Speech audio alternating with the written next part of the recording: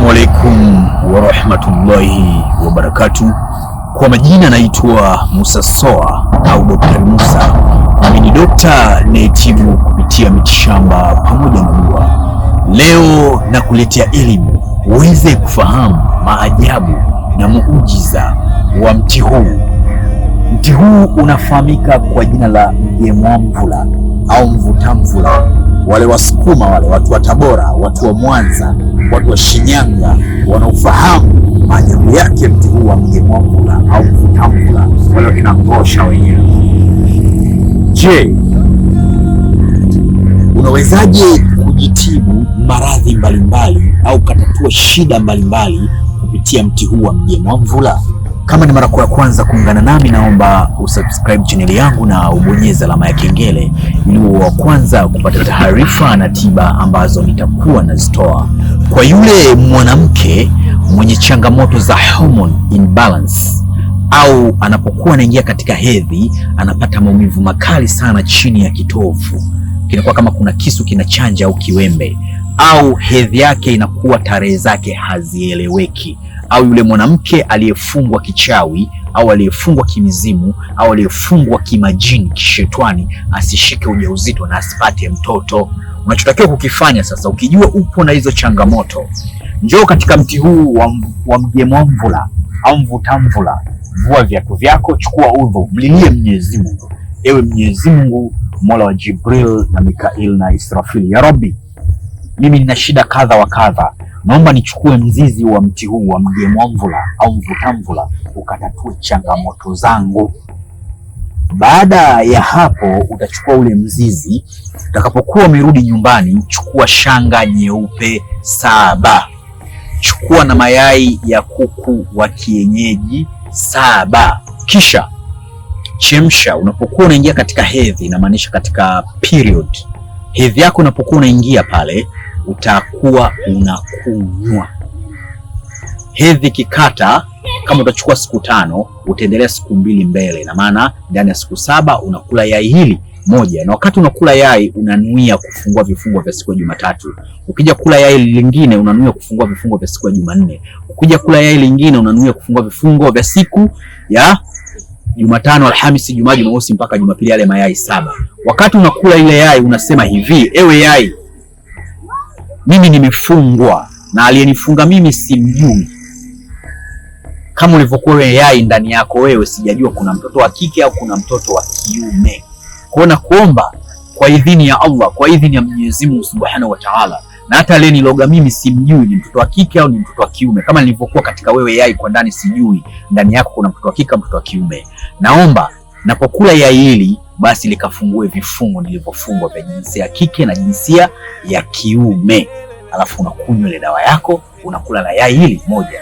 Baada ya siku 7 kupita na hedhi yako kukatika, kama utashindwa kushika ujauzito kwa wewe mwanamama, utasubiria mwezi unayefuata. Mwezi unaofuata pia utakula hivyo hivyo, kaweka mayai yako 7 na mzizi wako pamoja na shanga nyeupe 8, kisha utakunywa ile maji na yai moja baada ya moja. Hakika kwa idhini yake Allah haitopita miezi 3 utashika ujauzito. Haijalishi ulifungwa kichawi, ulifungwa kimizimu, ulifungwa kimajini, na yale matatizo ya hedhi yote, hormone imbalance, yataisha, na zile changamoto za kupata maumivu kama kisu kinachana chini ya kitovu, zile changamoto zitaisha, au kama mtu anakukata na kisu kwa chini, zitaisha zile changamoto. Na kwa mwanaume vile vile ni hivyo hivyo. Kama umepoteza nguvu za kiume au unasumbuka na hernia au unasumbuka na maradhi tuseme ya ngiri, sawa, tumia kunywa hivyo hivyo kama anavyokunywa mwanamama, lakini wewe utakunywa, utaweza kusubiria siku ya hedhi, utakunywa siku yoyote. Na kwa yule mtu ambaye anasumbuka na changamoto mbalimbali za nuksi, yani ana nuksi, ana mkosi, akitafuta kazi anakosa, akifanya jambo hili anakuwa haheshimiki, asikiliziki, ukihitaji kusikilizwa na bosi na mke na mume, mti huu ni mujarab sana, ni mvuto wa mapenzi na ni mvuto wa biashara. Chukua magome pamoja na mzizi na haya majani ya mgemwamvula, tuanga kwa pamoja upate usembe. Changanya katika mafuta yako ya nazi au mzaituni, tumia kujipaka kwa manuizo. Hakika kwa idhini yake Allah utakuwa ni mtu mwenye mvuto wa kupendwa na kusikilizwa na kutekelezewa mambo yako. Kwa yule mtu anayesumbuka na maradhi ya kishetani, majini na mizimu mibaya ya umaskini inaleta nuksi katika maisha yako, sawa Chukua huo usembe huo unga au chukua haya majani pamoja na magome yake pamoja na mizizi, changanya na dawa inayoitwa alimiti, chemsha, tengeneza fusho, nyungu, jifukize kwa manuizo kila siku saa 8 usiku. Hakika yale mapepo yatakuwa ni yenye kukimbia na mizimu michafu itakuwa ni yenye kukimbia. Huu ni mti wa mgemamvula au mvutamvula. Mvua inapokuwa inanyesha, radi yenyewe inakuaga inavuta hadi radi. Huu mti una mambo mengi sana na una miujiza mingi sana, lakini nitakuja kuelezea kwa namna nyingine kwa nyakati zingine. Kama unavyoona hapa Daktari Musa ofisini kwangu, kuna kila aina za dawa mbalimbali. Kama unasumbuka na changamoto za mitihani ya kichawi na mitihani ya kishetani, unahitaji dawa ya kuvunja maagano ya kichawi na ya kishetani, uwe mtu wa mafanikio. Umekuwa ni mtu mwenye kupambana sana katika maisha, unakuwa sio mtu mwenye kufanikiwa, unahitaji dawa za kuvunja hayo maagano, basi kwa Dr. Musa zipo. Na kama unahitaji dawa za mivuto ya biashara, upo na mitihani katika biashara unayoifanya, unahitaji cheo kupitia kazi unayoifanya, unahitaji madaraka, Dr. Musa na kila aina za dawa mbalimbali hapa. Na dawa za mivuto ya mapenzi na dawa za maradhi mbalimbali. Na pia kama unahitaji pete ya bahati, pete yenye kuendana na ufalme wa nyota yako, uwe mtu wa mafanikio.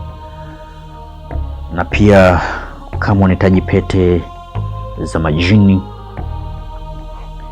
pete zilizofanyiwa kafara za wanyama mbalimbali za kukupa mvuto wa kupendwa kila kona dunia utakayopita. Je, unahitaji kumiliki mamilioni ya fedha kama unavyoona Daktari Musa hapa navyomiliki mamilioni ya fedha?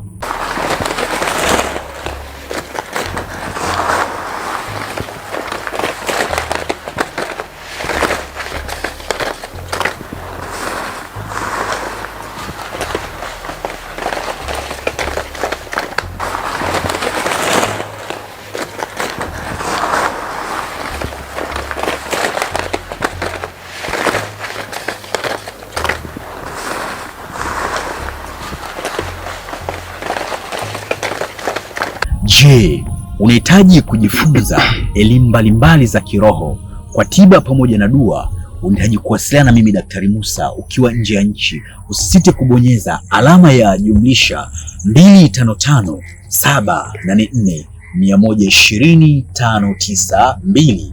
Na kama ni mara ya kwanza kuungana nami, usisite kubonyeza neno lililoandikwa subscribe na ubonyeze alama ya kengele ili uwe wa kwanza kupata taarifa na tiba ambazo nitakuwa nazitoa. Wa hadha, assalamu alaikum wa rahmatullahi wa barakatuh.